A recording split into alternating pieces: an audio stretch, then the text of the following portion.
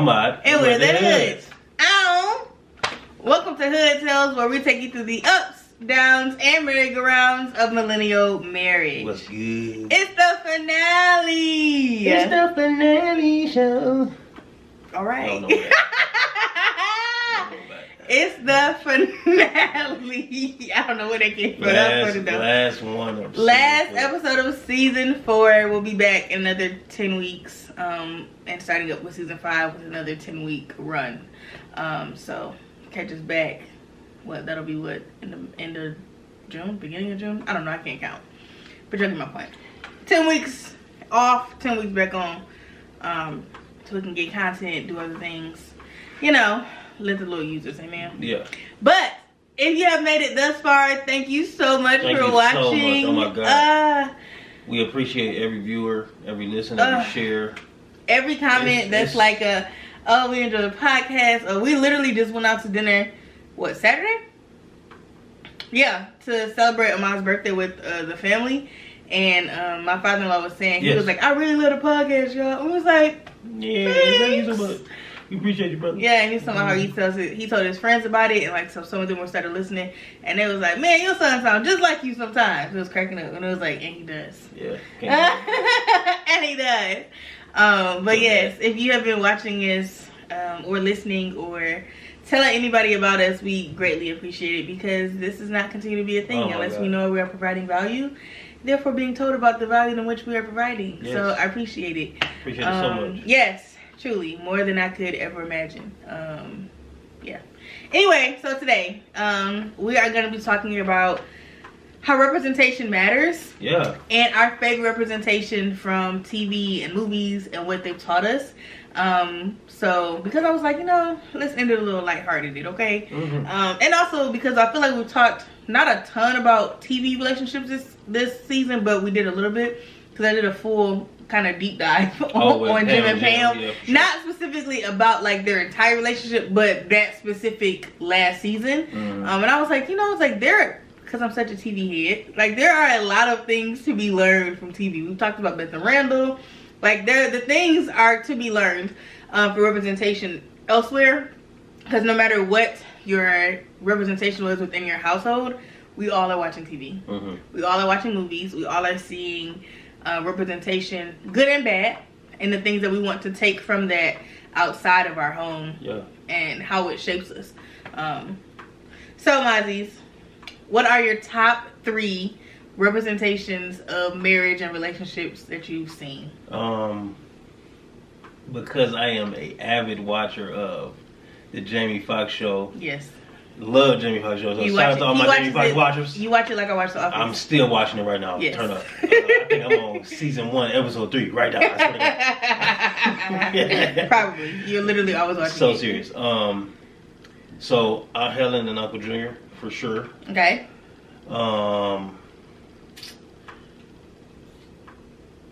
Because I love Fresh Prince, and I did feel like they gave us a great example, I'm also going to go with Aunt Viv, dark-skinned Aunt Viv.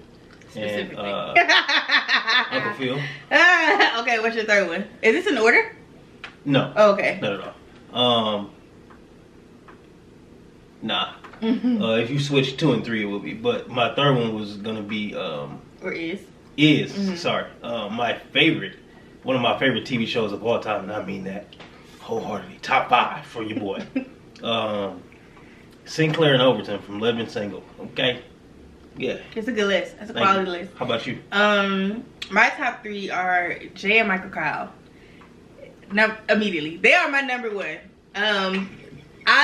If there is any couple. Oh, Jay and Michael Kyle from My Wife and Kids. That's part of the TV show name, just in case you don't know. Jay and Michael Kyle are literally the epitome to me of a perfect marriage. I loved me some Jay and Michael Kyle. They're number 1. My number 2 was Sinclair and Ovi. Mm-hmm. And then my third one was Beth and Randall. Yeah, my third was Beth and Randall. Honorable mention, Linda and Bob Belcher. I really struggle with not putting them on this list. They're not on the list.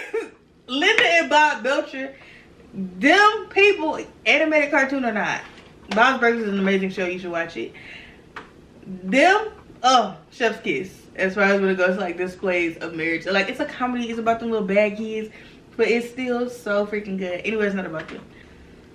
So, let's get into the things in which we have learned from the people, okay? So, let's start with Jay and Michael Kyle. So, if you have never seen My Wife and Kids, how dare you?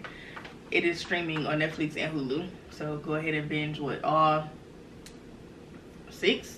I was gonna say 5, 6 5 or 6 seasons. I don't know. I'm always watching it. Yeah. Oh, you know who else my honorable mention was too, and I really struggled with not putting on here? La Vida and Sadie. La Vida and Sadie. La Vida and Sadie were almost on my list, but I was like, there are epitome of things that you should not be doing to me. Yes and no. I understand, but to me, although I 110% definitely want to do the matching sweatshirts for anniversary. For an anniversary shoot. I definitely want to do those. Wait, we're not talking about this. We're talking about Levita. We're talking about Levita and Sadie. We're talking about Michael and Kyle. Jesus. Michael and Kyle, I tell you. Michael, Lord have mercy. Jane, Michael and Janet Kyle. Yeah. You still about to say it wrong. Yeah, you said Kyle and Jane. That's still not their names. Last name. Anyway, they've been married for umpteen years throughout the course of the show.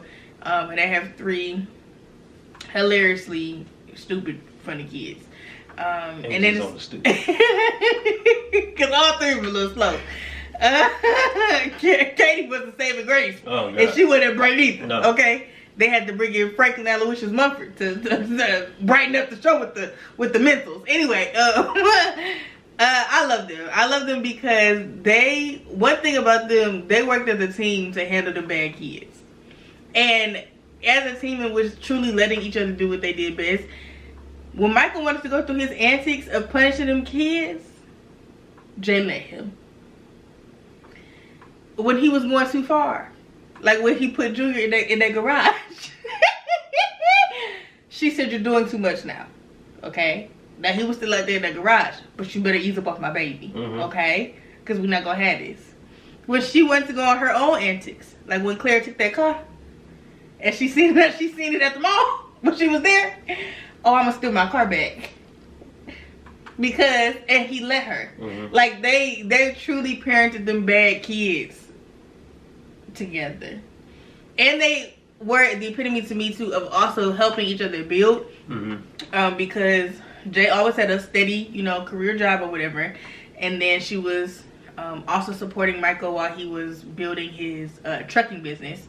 And so even with that, like there are some woes that he experiences, in his business. She gets fired from her job. She's trying to like find her way again. And it's like it's a very great show of their dynamic. And it's also like some extremely like spicy and like hilarious moments, like the firefighter scene. Amazing, okay. But also one of the most infamous scenes to me where Kenan comes to town. With the girl? Yes, girlfriend? With the girlfriend. And the girlfriend, Kenan's girlfriend comes out. She's like, "When are you going to bed?" Just all sexy in his shirt and stuff. And Jay comes down and says, she's like, "Michael, with that body and rollers on and face mask and them dingy pajamas." And he was like, "Now, no time soon, okay?"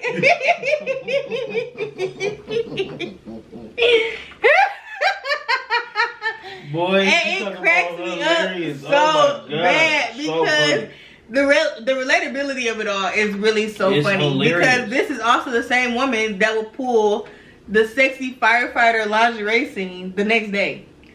And like it cracks me up because I'm like, it's such a beautiful balance and true visual of life. Yes. Of life. And so for me, again I said, Jamie Foxx is one of my favorites.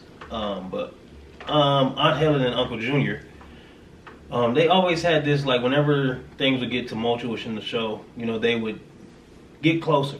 You know what I'm saying? So whenever it got hard, they would always get closer. They would always lean and depend on one another. And I've always loved that, you know what I'm saying? Because problems can tend to pull people, east and west versus to the center. That was good.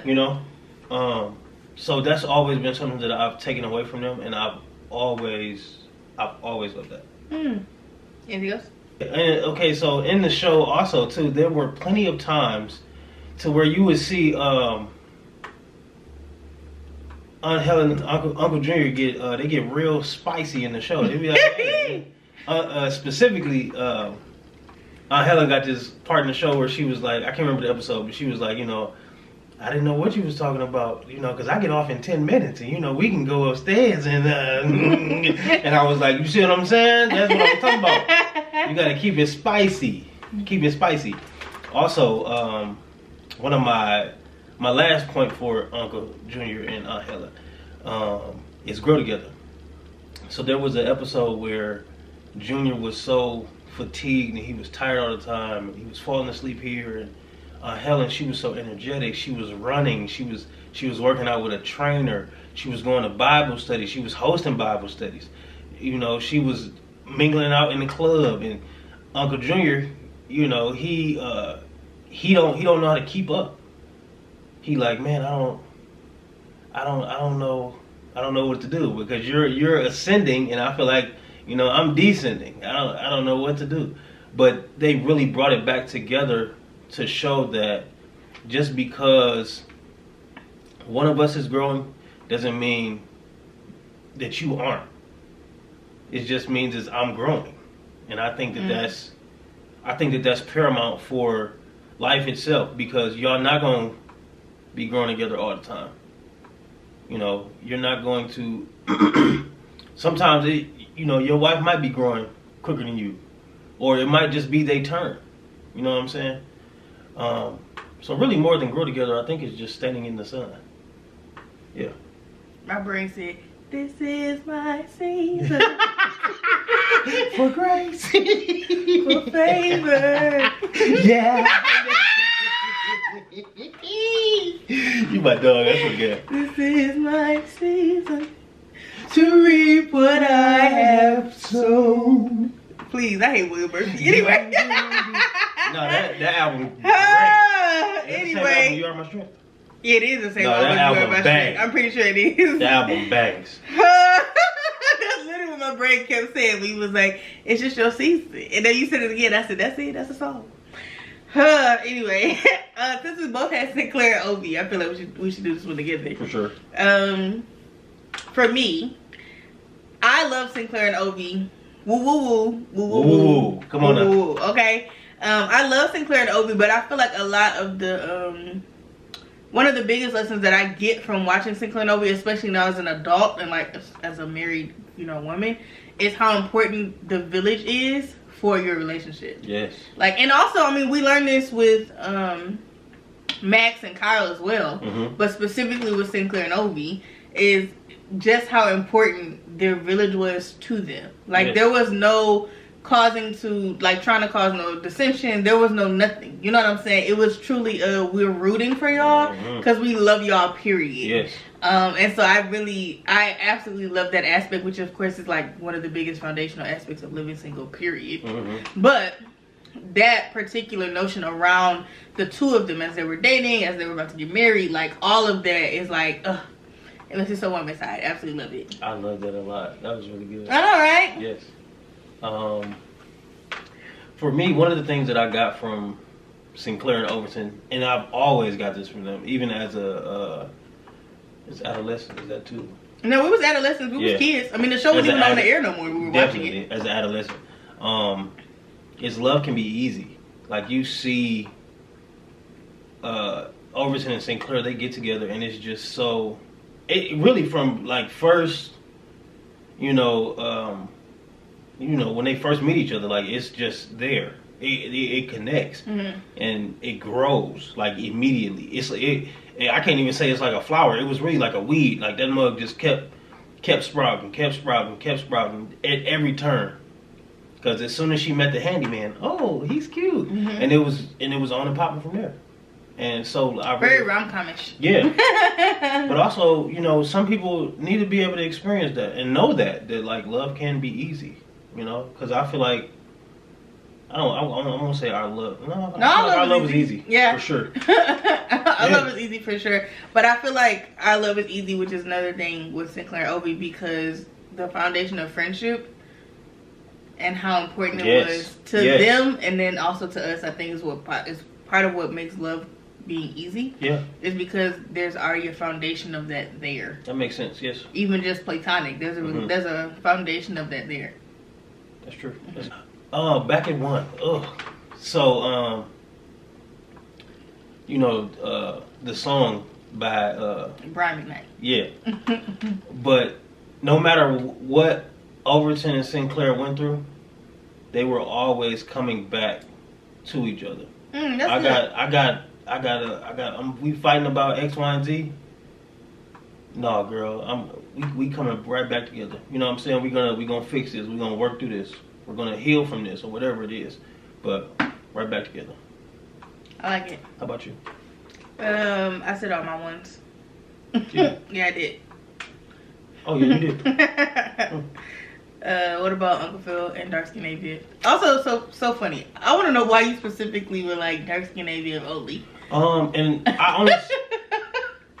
I said that for real because in the TV show, it seemed like she gave more. Like when they switched Aunt Viv's, it just seemed like she. Yeah, they were written that way for sure. You know what I'm saying? When they switched Aunt Viv's, Light Skin Aunt Viv did not have much of a storyline any longer as Dark Skin Viv did. No as many lines if we're actually exactly, and that's what I'm saying. They didn't play on the marriage relationship aspect as much as they did in the first 2 seasons. Yes, that value that Dark Skin Aunt Viv added to the show. Yeah. Was 100%. Okay. Yeah, right. Brought to the show. Yeah. It was unprecedented. It was great. And they should have kept her. I don't care what happened. Will was throwing a temper tantrum. Mm-hmm. But for Dark Skin Viv and Uncle Phil, I said, let your partner do what they do well. And Uncle Phil, he gonna be about that courtroom. You know what I'm saying? He gonna whoop them kids.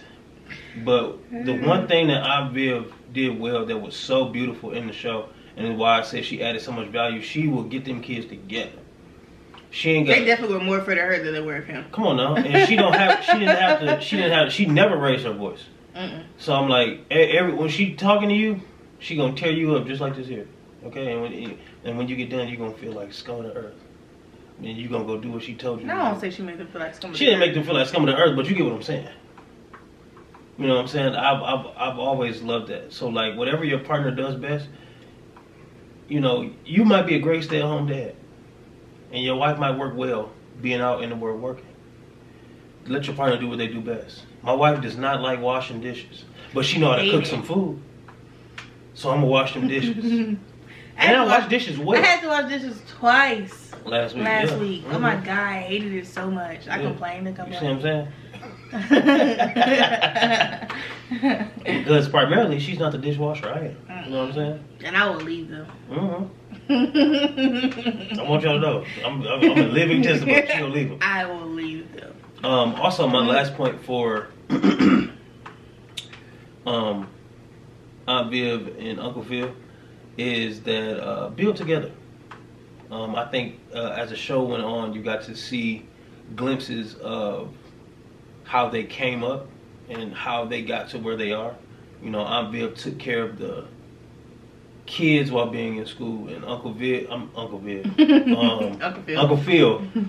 he was in the young bouts of his career, and it ended up being great because they were able to build together because the other one had the other one. You know what I'm saying? My wife is holding down the house, so I don't have to worry about the house. Mm-hmm. I can go out and do what I do best, and that still ties into, let your partner do what they do best. Yeah, that's interesting because I think I had one point for them, and that was the importance of being home for your partner.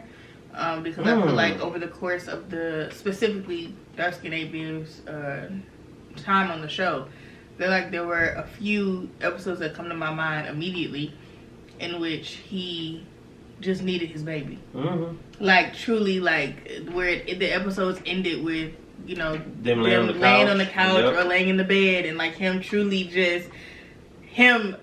truly having home be her. Yeah. Like, and so I love that about them. I don't think we saw that as much with light skin Viv, but no, the episodes that come to my brain are specifically with dark skin Viv. Also, I think another one that I didn't put down, but I should have, was that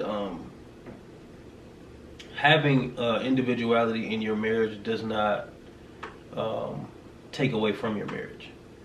When Viv, when she decided that she wanted to go and do the class where she was dancing again, she wanted to feel like she measured up for herself. It had nothing to do with nobody else. Had nothing to do with nobody else. It didn't take away from anything else either. You know, like, and I think people should know that. They need to know that you know, just because you have things that you want to do. And it's never too late to pick back up your dream. Man, because I go bowling all the time. Was that a dream? No, but I'm saying it's my individual. Oh yeah, I do that by I was myself. like, that was a dream. And I'm gonna do that. You know what I'm saying? I love doing that. And whether Raven is there or not, because I ain't gonna be there. and it don't take away from nothing. But when I come home, guess what Raven gonna do? How'd you do? How'd it go? And I love that. It's wonderful. Yeah, because I still care about your interests. I just don't care to go. So the last couple that we're gonna highlight are Beth and Randall, and I absolutely love This Is Us. I actually just restarted it last week for the first time since it's been off the air, because who doesn't like to cry? But for Beth and Randall, we've talked about them before on the podcast, and really a lot of people did around the time of like their big blow up episode of This Is Us. But for me, I think that some of the main key points that are highlighted throughout their relationship is how challenging it can be and is to deal with a partner that has mental health issues and challenges. And not to diminish Randall's or anybody's mental health issues, but he only had panic attacks. And that was already debilitating enough. When he had them. Like, he only had panic attacks. He didn't, not that we know of, you know what I'm saying, had any other challenges. But like, that alone was hard. Also how easy it is to put yourself on the back burner. And I know that this tends to happen with women more than men. But during the infamous blow up where Randall was like, I'm not gonna let you rewrite history. And she was like, when else would I have done this? In between which of your panic attacks? When else would I have had the time to chase my dream? Because the version of me that I was served you. And you need to be honest about that. Which is... That's real life. It's real life. Real life. Like, two things can be true. Yes. And they are true. And I think that is also, I didn't write that down, but that is also another thing that I really, really learned from them, is that two things can be true. My truth and your truth are versions of the truth. They are, because there are personal truths. Like, they're end of the story. And also how important it is to do the relationship check-ins. Yes. Like, they didn't always go out for date night. They weren't always... not that we saw, on the show, but they weren't always going out for date night. They weren't always having alone time that was not pillow talk, but they checked in like none other. That they did. Like, they checked in. And I mean, randomly at all times, over making breakfast for the kids, over going over the daily to-do list, them niggas checked in. So how you doing? And did not play. And I'm like, and that's really how simple it is. It doesn't have to be this grandiose, we went out and to Texas de Brazil for dinner to have a check-in. Like, it really is just that simple. How are you? How are we? End of story. I just love them. Yes, I'm enjoying rewatching it already. Really I can't wait for them to meet one another in my rewatch.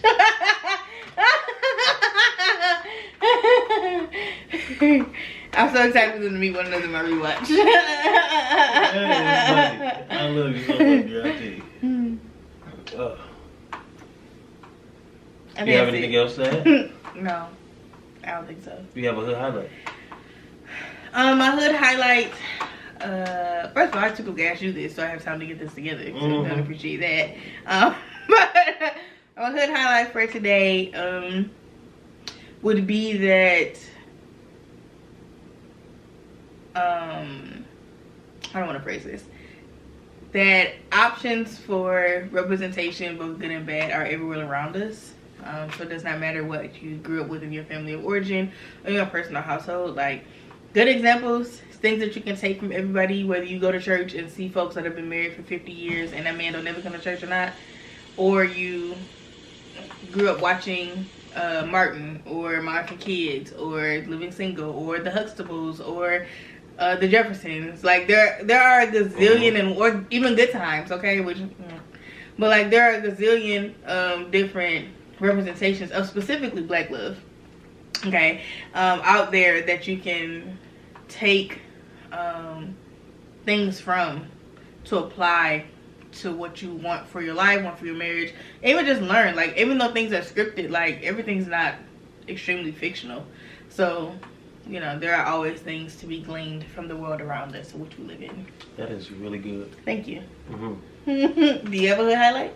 My hood highlight for today would be choose what suits you, as far as examples go. Like, you know, you said, we don't all come from great households. You know what I'm saying? Or even if the household is good, that doesn't mean that there was always an example of what you want or need as far as relationships go.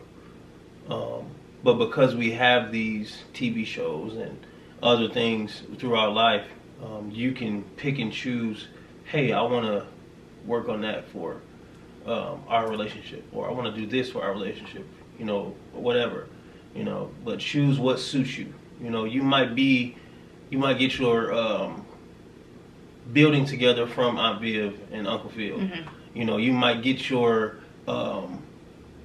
loving comedy from, you know, Jay and Michael. Mm-hmm. You know what I'm saying? But whatever it is that suits you for your relationship, choose that and implement it. That's good. Yeah. Well. Yeah. Ain't nothing to say after well. 40 episodes done. 40 episodes. That's crazy. It is. Crazy. Yeah, I know we said at the beginning, but thank you guys so much for watching, for listening, for sharing, for your support. Yes. Keep on paying attention to the Instagram page, which is Hood Tales Podcast, while we are on break. If you all have any topic questions or advice questions, or even potential guests that you may want us to have for season 5, you can always DM any of us, but you can also email hoodtalesadvice@gmail.com. Yes. Oh, my Instagram and TikTok is _Raven Camille. I thought I said it when I was talking about it. My socials is _The Gentleman's Groomer on Instagram and TikTok. Yeah. Well, till next time, y'all. See ya. Bye.